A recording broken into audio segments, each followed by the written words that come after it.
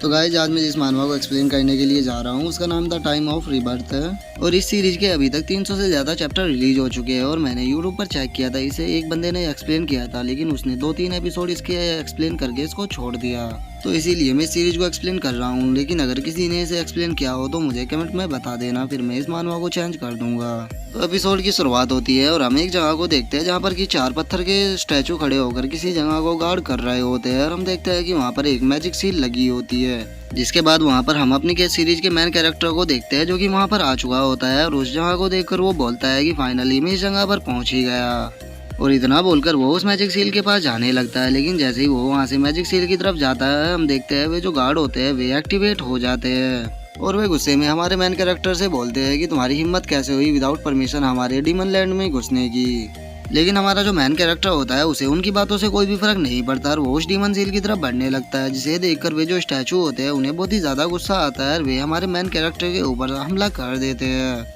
लेकिन जो हमारा मेन कैरेक्टर होता है वो उनके अटैक से बहुत ही आसानी से बच जाता है और वो जैसे ही वहाँ पर संभल ही रहा होता है तभी वो देखता है कि जो दूसरा स्टैचू है उसने भी उसके ऊपर हमला कर दिया है। लेकिन जो हमारा मेन कैरेक्टर होता है वो अपनी स्पीड का इस्तेमाल करके उसके अटैक से भी बच जाता है। लेकिन तभी तीसरा स्टैचू भी आकर हमारे मेन कैरेक्टर के ऊपर हमला कर देता है और अब जो हमारा मेन कैरेक्टर होता है वो उनके इन छोटे मोटे अटैकों से काफी बोर आ चुका होता है और वो अपने अटैक को बनाते हुए बोलता है कि तुम लोगों के साथ खेलने का मेरे पास टाइम नहीं है। और इतना बोलकर वो उन चारों स्टैचुओं के बीच में आ जाता है और अपने पावरफुल अटैक को बनाने लगता है, जिसके बाद वो उन चारों के ऊपर अपने अटैक को कर देता है। और हम देखते हैं कि जो हमारे मेन कैरेक्टर का अटैक होता है वो इतना पावरफुल होता है कि वे चारों स्टैचू उसके अटैक के सामने नहीं टिक पाते और वे वहीं पर ही टूट कर गिर जाते हैं। और उन्हें खत्म करने के बाद जो हमारा मेन कैरेक्टर होता है वो एक जगह पर जाकर खड़ा हो जाता है और उसके बाद वो बोलता है कि इनके साथ तो फाइट करने में बिल्कुल भी मजा नहीं आया, क्या यहाँ पर इतने ही पावरफुल गार्ड थे। और हमारा मेन कैरेक्टर ये सब बोल ही रहा होता है, लेकिन तभी हम देखते हैं कि वहाँ पर और भी सारे डीमन आ जाते हैं जो कि देखने में काफी पावरफुल लग रहे होते हैं। और उसके बाद उनमें से एक डीमन हमारे मेन कैरेक्टर से बोलता है कि तुम्हारी हिम्मत कैसे हुई विदाउट परमिशन के हमारे डीमन लैंड पर आने की,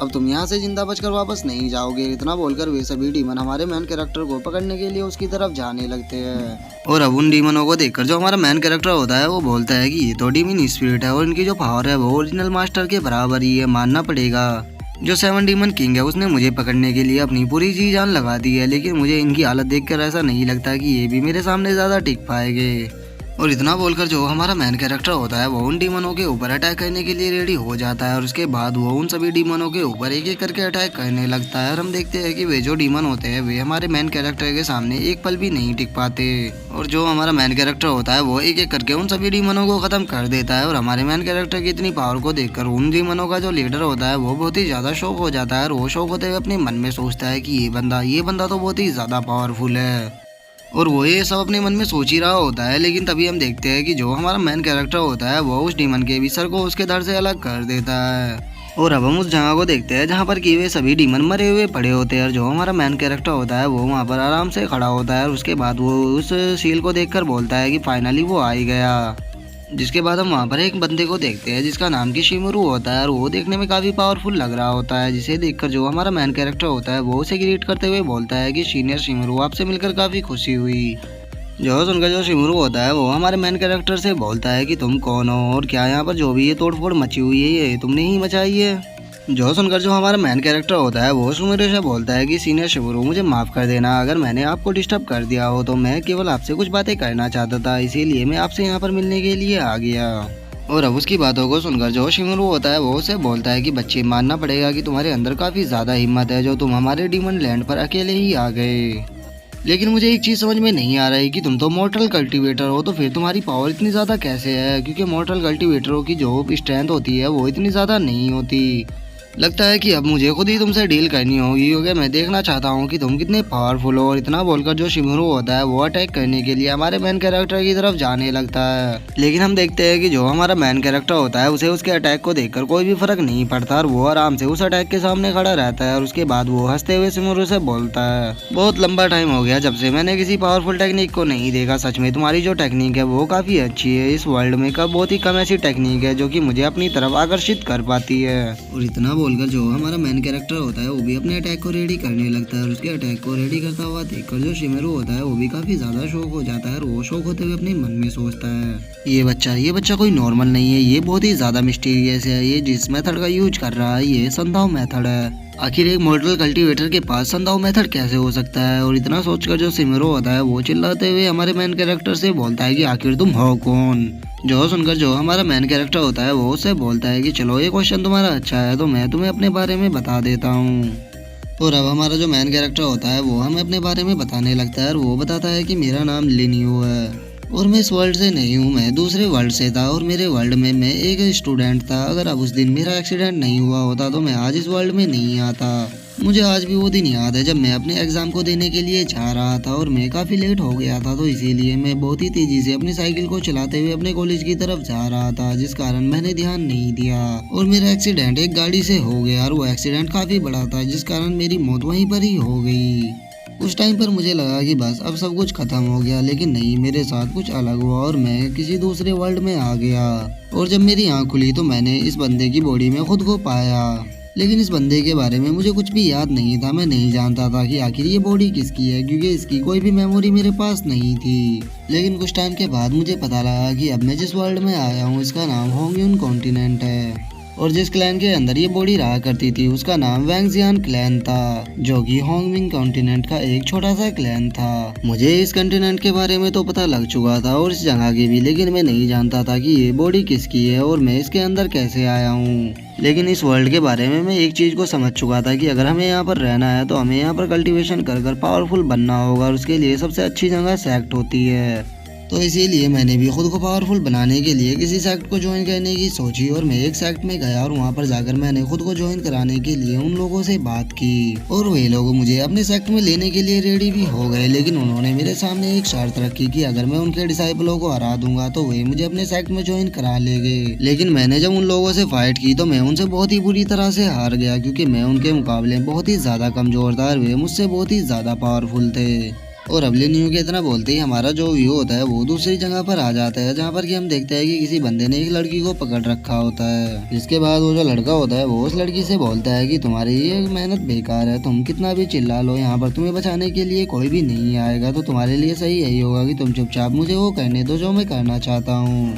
और वो उसके साथ कुछ कहने वाला होता है, लेकिन तभी हम देखते हैं कि वहाँ पर जो लिनियो होता है वो आ जाता है और वो चिल्लाते हुए उस लड़के से बोलता है कि तुम उस लड़की के साथ क्या कर रहे हो, तुम्हारे लिए सही यही होगा कि तुम उसे वहाँ से जाने दो। और लिनियो की इस बात को सुनकर वो जो बंदा होता है उसे बहुत ही ज्यादा गुस्सा आ जाता है और वो गुस्से में लिनियो की तरफ देखते हुए बोलता है कि लगता है पहले मुझे तुम्हें ही खत्म करना होगा। इतना बोलकर वो सीधे लिनियो की तरफ अटैक करने के लिए जाने लगता है, जिसे अपनी तरफ आता हुआ देखकर जो लिनियो होता है वो भी थोड़ा डर जाता है। और इससे पहले कि वो बचने के लिए कुछ कर पाता हम देखते हैं कि वो जो बंदा होता है वो लिनियो की चेस्ट के अंदर अपने नाइफ को डाल देता है। जिसके बाद लिनियो हमें बताता है कि जब वो खंजर मुझे लगा तो उस टाइम पर मुझे लगा था कि अब मैं दोबारा से मरने वाला हूँ और उसके बाद मैं पता नहीं फिर कहाँ पर जाऊंगा। लेकिन जैसे ही वहाँ पर मेरी मौत हुई तो मुझे फिर दोबारा से वही फील आया जब मुझे पहली बार मरने पर फील हुआ था और मैंने खुद को दोबारा से उसी बॉडी के अंदर पाया। और उस टाइम पर मुझे कुछ भी समझ में नहीं आ रहा था कि आखिर मेरे साथ क्या हो रहा है, क्योंकि मेरी तो मौत हो चुकी थी, लेकिन मेरी जो बॉडी थी वो अभी भी बिल्कुल पूरी तरह से वैसी ही थी जैसी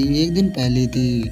लेकिन कुछ दिन बीतने के बाद मुझे समझ आ गया कि मैं टाइम लूप में फंसा हुआ हूँ और 24 घंटे के बीतने के बाद मैं दोबारा से उसी जगह पर आ जाता हूँ और अगले पूरे 1 लाख सालों तक मैं उसी टाइम लूप में फंसा रहा और 24 घंटे बीतने के बाद मैं दोबारा से 1 लाख साल तक उसी जगह पर आता रहा। जिस बीच में एक चीज को समझ चुका था कि मैं अपनी इस कंडीशन में इस टाइम लूप को नहीं तोड़ सकता। अगर मुझे इस टाइम लूप को तोड़ना है तो मुझे खुद को पावरफुल बनाना होगा, तो इसीलिए मैं उस जगह से निकल गया खुद को पावरफुल बनाने के लिए। और कुछ दिनों के बाद मुझे पता लगा कि मेरे पास एक ट्रेजर है जो कि मुझे रीइंकार्नेशन होने के कारण मिला है और उस ट्रेजर के कारण मैं किसी भी जगह पर टेलीपोर्ट हो सकता था, चाहे वो जगह इस वर्ल्ड में कहीं पर भी हो। मैं वहाँ पर एक पल में जा सकता था, जिसका यूज कर मैं अलग अलग जगह पर जाता रहा। मैं हर रोज अलग जगह पर जाता था और वहाँ पर जाके वहाँ की टेक्निक और कल्टीवेशन को सीखता था। और रोज इसी तरह से जाते जाते मैं एक दिन ऐसी जगह पर पहुंचा जहाँ पर की बहुत ही ज्यादा ठंड थी और वहाँ पर मुझे पेंगुइन देखने के लिए मिले जो कि बिल्कुल हमारे वर्ल्ड के जैसे ही थे। और उन्हें देखकर मेरी अपने वर्ल्ड की आदत भी ताजा हो गई थी और उसी के साथ एक बार मैं घोस्ट वर्ल्ड के अंदर भी गया था। लेकिन वहाँ कर जो घोस्ट थे वे बहुत ही ज्यादा अच्छे थे और उनके साथ मैंने काफी ज्यादा एंजॉय किया था।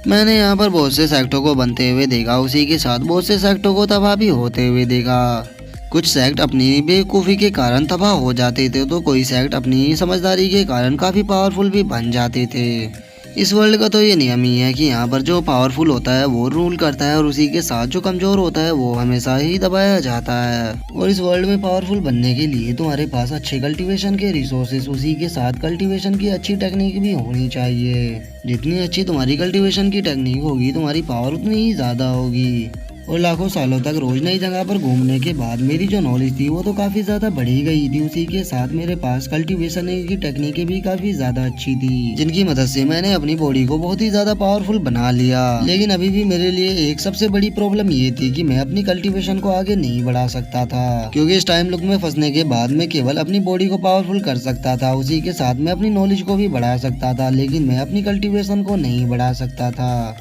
लेकिन चूंकि मेरे पास नॉलेज और कल्टीवेशन की टेक्निकें बहुत ही ज़्यादा आ चुकी थी, इसीलिए मेरा जो माइंड था वो एक डिवाइन माइंड बन चुका था, जिस कारण कल्टीवेशन के इतने कम लेवल पर होने के बाद भी मेरी जो पावर थी वो बहुत ही ज़्यादा बढ़ चुकी थी और मैं नॉर्मल लोगों से बहुत ही ज़्यादा पावरफुल था। और मेरी लाइफ का सबसे अच्छा दिन तब आया जब मुझे इस जगह पर रहते हुए पूरे 70,000 साल हो गए थे। तो एक दिन मैं होंगमिंग कॉन्टिनेंट की एक बहुत ही ज़्यादा अच्छी जगह पर गया था, जहाँ पर की बहुत ही ज़्यादा खूबसूरत लड़कियाँ थी और मैंने उनके साथ काफ़ी ज़्यादा इंजॉय किया था।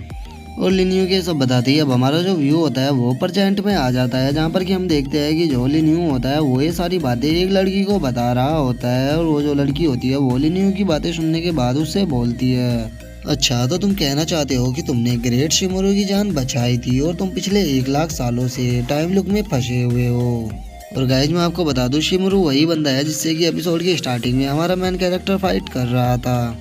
तो अभी हमारा जो आज का एपिसोड है ये यहीं पे ख़त्म हो जाता है। तो अगर वीडियो आपको अच्छी लगी हो तो वीडियो को लाइक करना, चैनल को सब्सक्राइब करना। मैं मिलता हूँ आप लोगों से नेक्स्ट एपिसोड में, तब तक के लिए बाय बाय गाइज।